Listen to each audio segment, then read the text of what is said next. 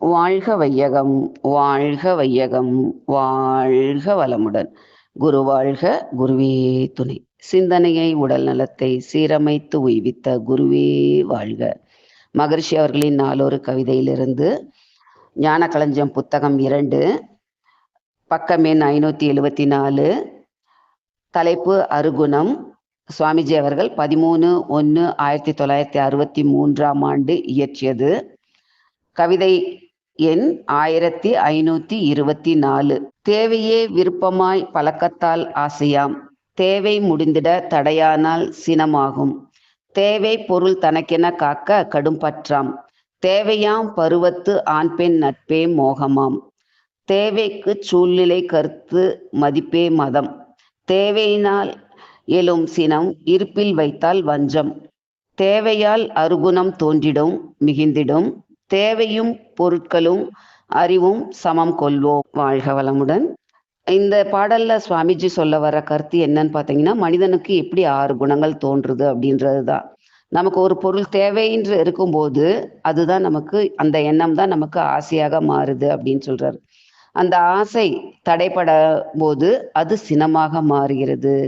அப்படியே தனக்கு தேவைப்பட்ட அந்த பொருள் தனக்கு கிடைக்கும் போது அது பிறருக்கு கொடுக்காம தானே அனுபவிக்கணுன்ற எண்ணம் தான் கடும் பற்று அப்படின்றாரு.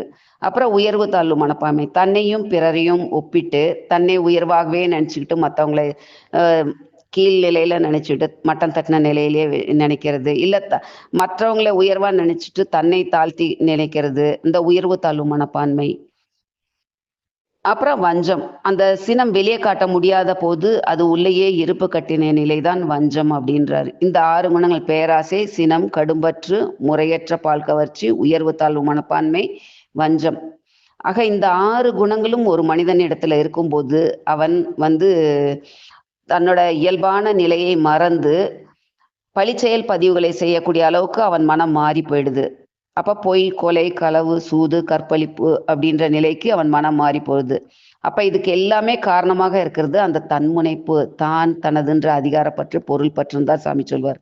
அப்ப இந்த தேவையினாலதான் எனக்கு ஆசைன்றது ஒண்ணு வருது. அந்த ஆசைன்ற எண்ணம் வரும்போதே இது எனக்கு தேவையா, இப்ப இது இல்லாம என்னால வாழ முடியுமா முடியாதா அப்படின்னு கொஞ்சம் கொஞ்சமா, அதாவது தற்சோதனைன்னு சுவாமி சொல்லுவார் இல்லையா, அந்த தற்சோதனை செய்து பார்த்து அங்கேயே நம்ம எண்ணத்தை தடுமாற்றம் இல்லாம எண்ணத்தை அது இந்த எண்ணம் தேவையா, இப்ப இந்த ஆசை எனக்கு தேவையா அப்படின்னு அங்கேயே ஒரு செக் பாயிண்ட் வச்சோம்னா நம்ம எண்ணத்தால் ஆராய்ச்சி பண்ணி இதெல்லாம் நம்ம சீர் பண்ணிக்கிட்டோம்னா, நமக்கிட்டே சீர் பண்ணிக்கும் போது இந்த தேவை இல்லாம இது எழுகிற இந்த 6 குணங்களும் நம்மகிட்ட இல்லாம நம்ம அமைதி நிலையில வாழலாம்.